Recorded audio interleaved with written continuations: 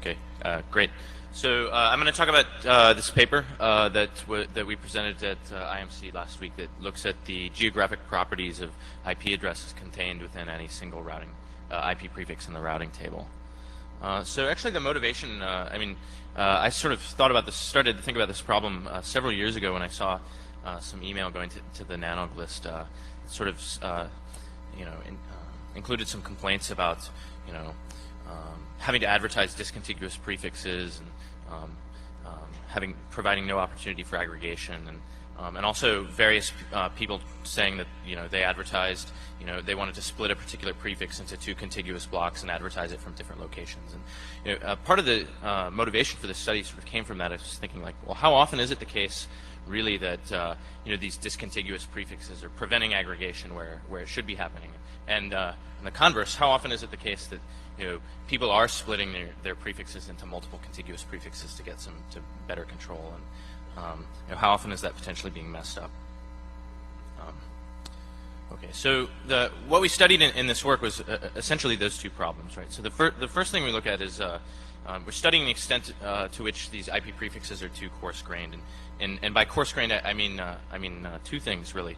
One is that when we say a prefix is coarse-grained, we can say that it's the prefix is either being advertised from disjoint places in the geography, like two different pops, and that the IP prefix is either identical, as I've shown here, like the same /16 going out from two different locations. But we also consider cases, we study cases where the IP prefixes are actually contiguous as well. So we're going to study the extent to which that happens, and also the properties of how far spread out are any one of these single prefixes. When a single prefix is advertised from multiple locations, well, how far are those things spread out, and how many locations do they tend to contain? So I'll talk a little bit about that.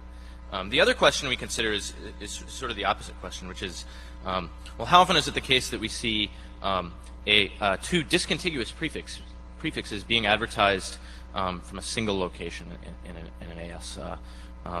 I'll talk a little bit about how we do that, because the notion of a prefix being at a location, really, that means basically we need to have some idea of, like, well, where are the hosts in that prefix? So in order to do that, we need to do some sampling. So let me talk about how we actually map these IP addresses or IP prefixes to a set of locations. That's really what we want to do, is for any one of these prefixes, we want to say, well, where are the hosts actually located behind within any one of these prefixes? And obviously that's a little bit of a tricky problem, and what ultimately we end up with is a set of locations for any one of these prefixes. But essentially, because we're sampling IP addresses inside that prefix, you can kind of think of this set of locations as a lower bound. So we might say the IP prefix contains hosts in n locations, when in fact the actual number of locations inside that prefix maybe it's at least n, right? So how do we do this? Well, first off, we need just a working set of IP addresses, just to start with. So to get a good set, we get our initial set of IP addresses from two places. The first is there's this sort of public CDN project that was started by Mike Friedman at NYU called Coral CDN, and this thing gets upwards of several million unique client IP addresses every day in web requests. So we used that as sort of an initial set of client IP addresses to work with. That was convenient because in his system, he's actually already running trace routes back to the clients for various reasons. So we had some information about where those clients are coming from already. The other thing we do is to just get a better, a more broad coverage of the IP addresses in the routing tables. We basically take all the sets of the set of all the prefixes from route views, and then we sample those. We basically take, I think we took 4 IP addresses per prefix, regardless of the size of the prefix. So that was our initial set of IP addresses. Now, to get more, actually, what we did is we ran, as I mentioned, the Coral CDN already runs trace routes back to those client IPs. But also we ran trace routes to the IP addresses that we sampled out of route views, and that actually gave us more IP addresses to work with. So that's sort of how we built our initial sample of IP addresses. Okay, well, once we had that, of course, we sort of need to figure out, like, well, where are these hosts and routers and things? Where are they actually located? So to do that, we just use a heuristic. We just basically, a lot of these things, a lot of these IP addresses we can do a reverse DNS lookup on. And there's actually an existing tool as part of the script route project called UnDNS that basically has a lot of rules and rule sets for how various ISPs name their routers according to POPs, et cetera. So we're kind of assuming that those naming, those reverse DNS entries are actually correct. Just one limitation, but that's sort of the best we can do, right? So from the DNS names, we can basically get a rough approximation of where that IP address might be sitting. In the cases where the clients were firewalled or whatnot, well, we use the trace routes to our advantage, right? Because we can just use what we end up doing is using the last hop on the trace route where we can actually probe and get a reverse DNS lookup. So once we have those. For every IP address, we have a set of locations. Well, of course, we need to figure out, like, well, what prefixes are we going to bin those IP addresses in? So to do that, we use the route views routing table, right? And we just do longest prefix match, right? So for every IP address that we've got in our working set, well, we can now just say, okay, that belongs to this prefix, and we know for each one of those IP addresses, of course, now which location it is in roughly. So now we can say, okay, for each one of these prefixes, we've got a set of locations. Now, as I mentioned, that set of locations is a lower bound, right? Because we're sampling IPs within any one of those prefixes, but it gives us, some approximation. So let's go back to the two problems. The first was, case we want to study, what we're calling coarse-grained prefixes, and let me just sort of describe to you sort of the scenario that we're interested in, and then I'll jump into the two questions. The first sort of scenario involves a situation where an autonomous system A might advertise a particular prefix and then a more specific out each of two links, for example, to try to control traffic coming in at location 1 and send some of that other, express that it wants some of that other traffic coming in from at location 2. Right. Of course, now as we know, B isn't really obligated to re-advertise those more specifics. So what might in fact happen is only the /16 gets re-advertised. Why is that problematic? Well, depending on I guess your philosophy, this may or may not be problematic, but we think it's a little at least worth studying because it can cause this type of behavior to happen where ASA had actually wanted the traffic for that 10.1/17 coming in at location 1, and in fact, what it actually wanted to achieve isn't actually happening at all. And the other thing, just sort of another thing to think about, and why this might be a problem, is just to think about like why, what the job of a routing protocol really is, and what we really want the routing protocol to do is express reachability to a group of hosts, right? And now, if we've aggregated this information, yeah, we get nice scaling properties. On the other hand, if that link to 10, out of location 1 had failed, well, we're not going to get a BGP withdrawal for that /17 now, and we've got some worse correlation between the actual routing updates that are going around and the actual topology, right? So this is two sort of reasons why we might be worried about prefixes being too coarse-grained. The first question that we explored is to look at these these aggregated prefixes. Like, so for example, if we see like a 10.1/16 in route views, we can say, okay, well, how aggregated is that? How coarse is it? And how many hosts do we see contained in any one of those IP prefixes? So that's the first thing that we did, and these results actually, the general result isn't really surprising at all, right? This is a cumulative CDF, and that's probably a little bit difficult to read, but let me just sort of pull out a few data points and help you read that. Basically, what you can do is along the x-axis is maximum distance. So that's the maximum distance between any two locations in a set of IP addresses within any one of those IP prefixes. And then the y-axis is the CCDF. So what you can do is take any point on the x-axis and say, okay, well, now I look at the point on the y-axis and I can say, for example, from the blue line, well, 50% of the prefixes in that blue class, the /8 to /15 bin, span more, the maximum distance between any those locations span more than 100 miles. You can do the same type of exercise for the other plots. For example, about 10% of the prefixes in the 15 to /23 range span more than about 100 miles. Great. So what's kind of interesting in this curve actually is you know, the trend is kind of expected, right? But what turns out to be rather interesting is some of the case studies towards the tail, right? So for example, you know, we found one particular AS was like a backbone provider in Asia that had points of presence in various places in North America and Europe that had advertising certain /24s where we found IP addresses that were spread out more than 10,000 miles. And there were other sort of dial-ups and things like that that also had, you know, things of similar sizes that were spread out, you know, 10 locations over several, you know, many thousands of miles. Now you might think, okay, well that's not surprising. Transit providers, of course, they're going to use these IP prefixes, and you know, of course, you know, routers are going to be spread out all over the place. What's kind of surprising is we did find in a few cases, like we did the same study for stub ASs and found also that the tail is quite similar. So the details about that are in the paper.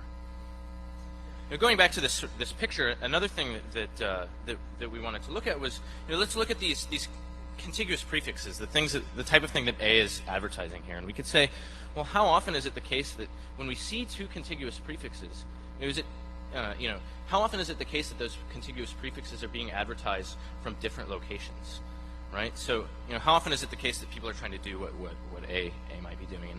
And when we looked at the pairs of contiguous prefixes that we saw in route views, it turns out about 25% of those contiguous prefix pairs contained hosts from different locations. So that's kind of interesting. It does suggest that people are trying to do this, you know, some sort of like locality, you know, controlling inbound traffic in this way. But it also suggests something for one of these reports that we see just about every week, right, where we see the CIDR report saying, oh, there are these contiguous prefixes with identical AS paths. Look how much we could decrease the routing table size if we just aggregated those.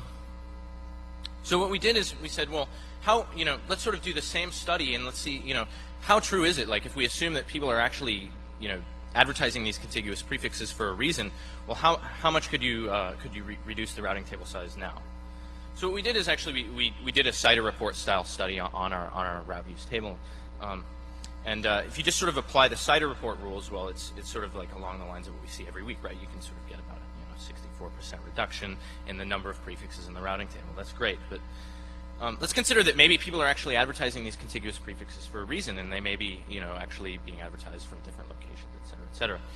And if you do that and you sort of repeat the study, but apply these new rules that say, well, now we're only going to aggregate these contiguous prefixes if they have the same AS path and they only contain hosts from the same location. Well, then it so turns out that you only get about a 20% reduction. So, you know, depending on your, you know, I mean, depending on your philosophy, you know, whether you think that, you know, people should be allowed to do this or not, well, you know, it could be construed that the CIDR report's vastly overestimating, you know, how much the routing table size can be reduced by this type of aggregation.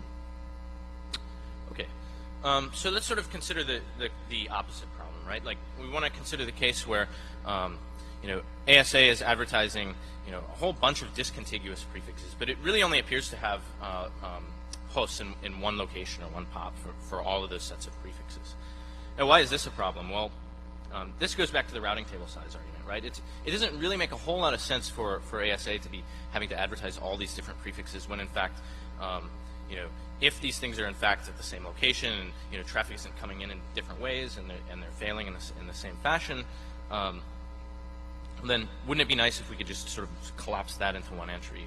Or and that would also, in addition to reducing routing table size, reduce the amount of churn that we saw.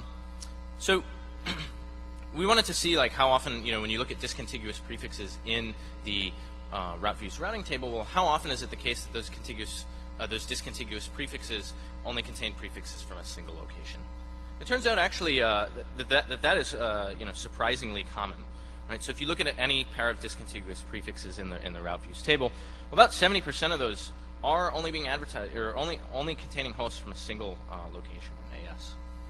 Now you kind of wonder why that's happening. Like, you know, why is it that these ASs are, you know, sort of advertising these discontiguous prefixes in that way? You might think it has to do with allocation, and that's exactly right. So basically, what seems to be happening is that these ASs are being allocated bits and pieces of address space, you know, that are not contiguous, and that wouldn't be surprising, right? You know, you'd think, well, of course, like an AS uses up its address space, well, it gets another allocation, happens to be not contiguous. big, no big surprise there. But actually, there's another surprise, right? Which is that a lot of these discontiguous prefix allocations are actually happening on the exact same day. So a particular AS may be getting discontiguous prefix allocations from Aaron on this, two different discontiguous allocations on the same day. And we found that for actually a significant fraction of the cases as well. So given that in our study we suggest we observe the prevalence of some of these problems, and given that coarse grain prefixes can present problems for inbound traffic control, and fine grain prefixes can inflate the routing table size, it seems like the thing that we want to think about is how can we fix this, right? And I think this is maybe why I got thrown in the research forum part of the talk, because I think this is rather speculative and probably bound to get some angry comments or questions at the end. But the only options I can think of how to fix this are actually rather painful, right? So, I mean, the first one is like, of course, well, you could renumber, but who wants to do that? The other is also rather grimly. Maybe we should, but maybe something that we should be thinking about as a research angle. And actually, that's something that I would like some feedback on. Is if we, should we really be routing on IP prefixes? Is there a better way to be doing this that we could actually make scale? So, I mean, this is a really crazy idea, but let's try to let me throw out a straw man, and then maybe we can try to refine it. What you might initially think of doing is well, what if we just routed based on AS? Well, that seems ridiculous, right? Because various reasons, AS is having lots of pops and so forth, and wanting to have different destinations and different pops, blah blah blah. But maybe you could refine that, right? Maybe we don't want to route on AS, we want to route on something that's more fine grained. Well, could we divide our ASs into units or groups of nodes that we know fail in some atomic way, or that we know we want to control how traffic comes into the AS to this group of routers or this area of the AS in a different way than this other area? Well, can we divide it in that way? And maybe that's something to think about. So instead of just advertising discontiguous prefixes, well, maybe we advertise something that's more like a AS pop type of combination. Obviously, that's very speculative. I'm interested to hear what people have to think about that.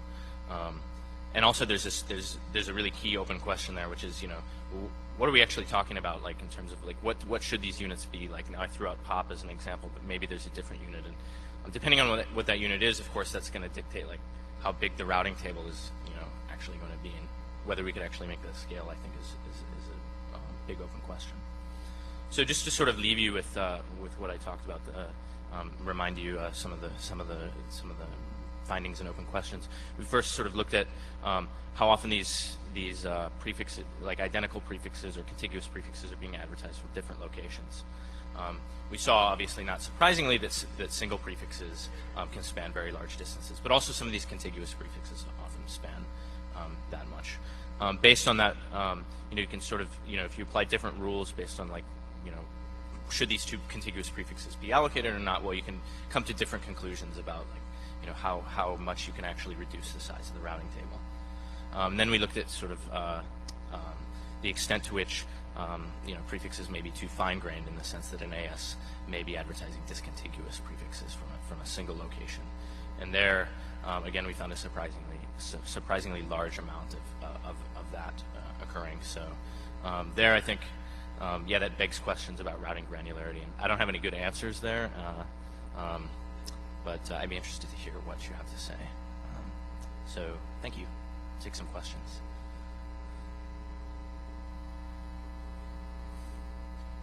Hi, I'm Jeff Houston. I'm with APNIC. Yep. You mentioned the CIDR report, and that happens to be a report that I generate these Sure. days. And the algorithm that you pointed out was an algorithm that I certainly devised and used. Right.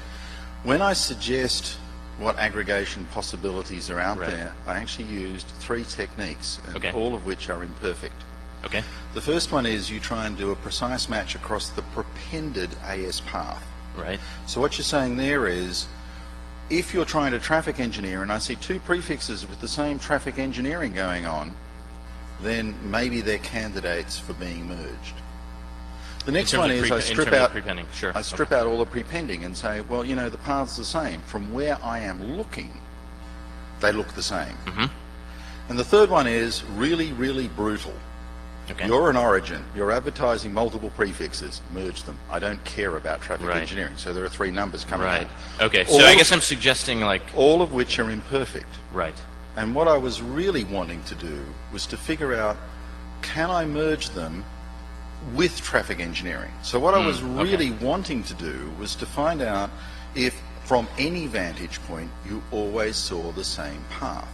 Okay. That has nothing to do with geography. Because realistically, geography doesn't come into routing.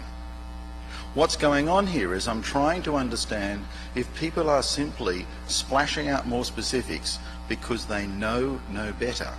Oh, I understand that, yes. Or yeah. because they're Yep. splashing out more specifics that I can't see because of distance vector, route merging. And I Right. can't see the fact that they're going Right. elsewhere. Right. So if you really want a research problem around this, the issue is, can you, from your vantage point, find out if more specifics are somewhere else with different paths? And that would say, well, there are localized regions why I'm actually seeing the more specifics elsewhere. Right. And as for the routing comments, I think you're going to... Well, I'll leave that to you.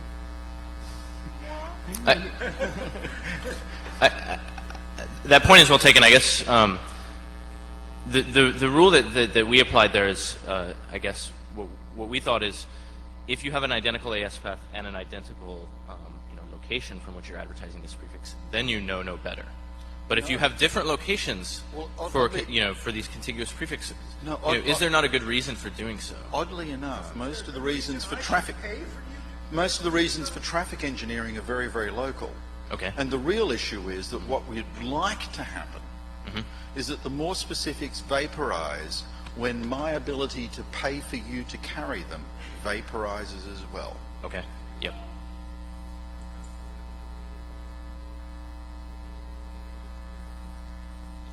Why should I pay for your traffic engineering? Not you particularly, of course, Nick.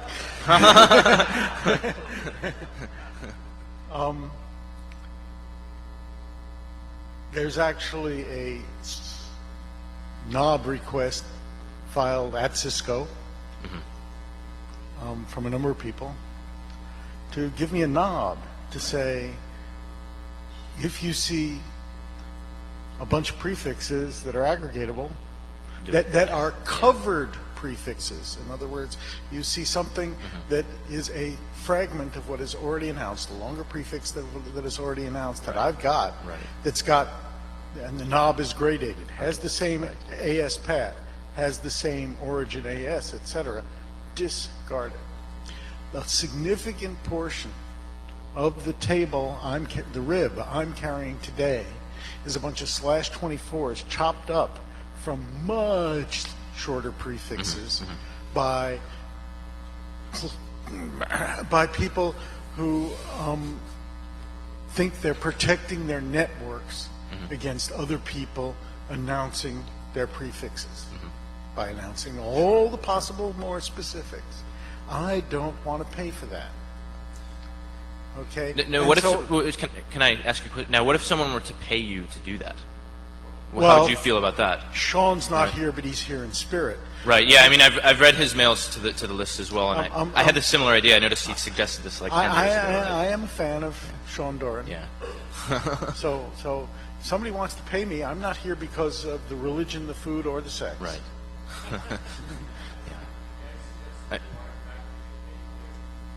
No, I'm not. You're not paying me.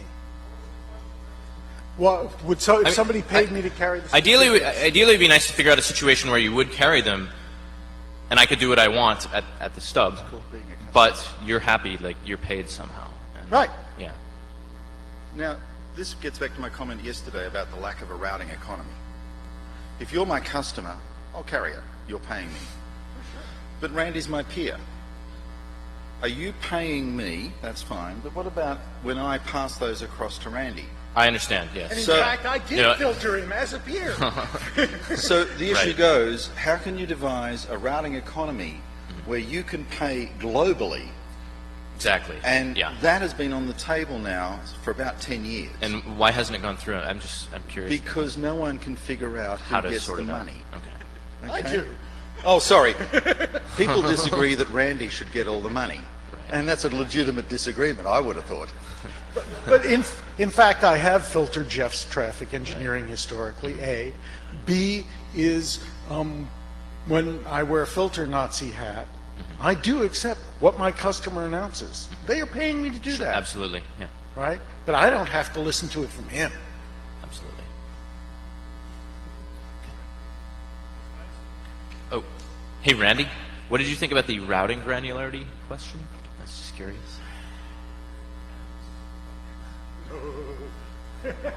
Speak for yourself, sir. What do you think about routing? So actually, yeah, I should ask you, Jeff, because you suggested 4-byte AS numbers, right? So what if 4 bytes were enough to hold every, Again, this gets back sort- into some well-trodden paths about how else you could route. And perhaps the best research work to point you at is work that was done at CADA by some research folk called Casey. the policy atoms? Yeah. In and of itself, the inter-AS routing domain is really small. 25,000 ASs, the total number of discrete AS paths up around 50, 60,000, doesn't grow anywhere near the number of prefixes, could work well. But how do you flood the association of prefixes with that topology? And then you get into the big problem that Atoms gets into of trying to do the association of the coarse to the fine, and then you get back into the same problem as you're in today.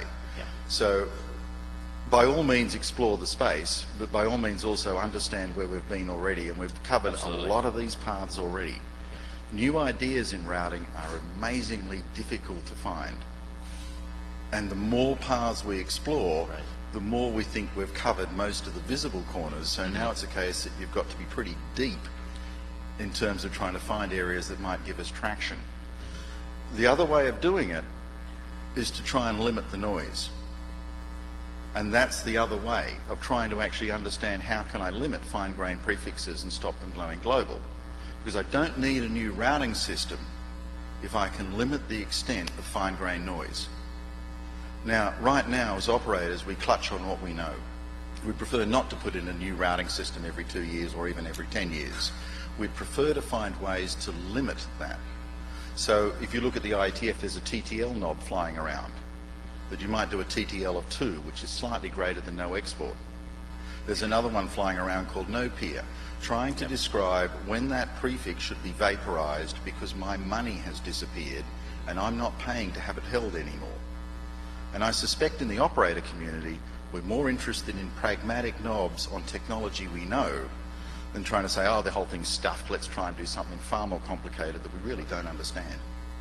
Thank you. I'm going to do something far more simple. And could you please, Eddie Drager, could you please go back to the cider slide? There's one thing I want to disagree with there. Sorry.